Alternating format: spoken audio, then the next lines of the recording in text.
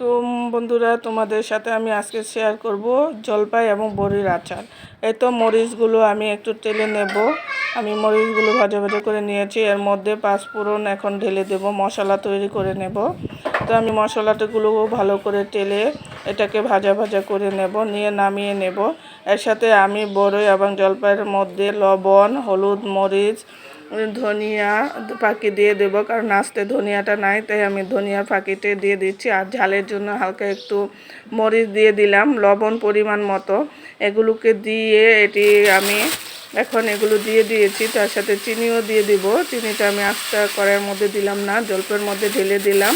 এত চিনিগুলো পরিমাণ মতো দিয়েছি আমি, কারণ ঝাল টক আচার বানাবো। একটা প্যান বসিয়ে দিয়েছি চুলাতে। এখন প্যানটা গরম হলে আমি সরিষার তেল ঢেলে দেব, পরিমাণ মতো সরিষার তেল দিয়ে এটাকে একটু গরম হলেই আমি এর মধ্যে কতগুলো পাঁচফোড়ন ঢেলে দেবো, আস্তা পাঁচফোড়ন দিয়ে দেব। এই তো আমি আস্তা পাঁচফোড়নগুলো দিয়ে দিলাম।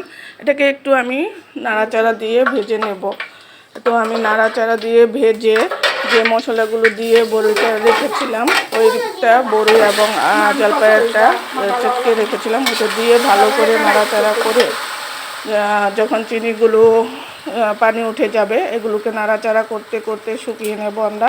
তো নাড়াচাড়া করে শুকিয়ে একটু পানি পানি আছে, এর মধ্যে আমি পাঁচফোড়নগুলো ঢেলে দেবো। এই তো পাঁচফোড়নগুলো এখন আমি কি করব, এর মধ্যে এটা ঢেলে দেব।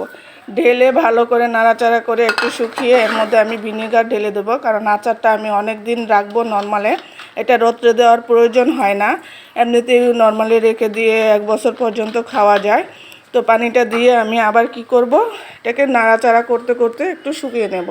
এই তো কমপ্লিট হয়ে গেছে আমার আচার। যদি ভালো লাগে একটা লাইক ও শেয়ার দিয়ে পাশে থেকে বন্ধু।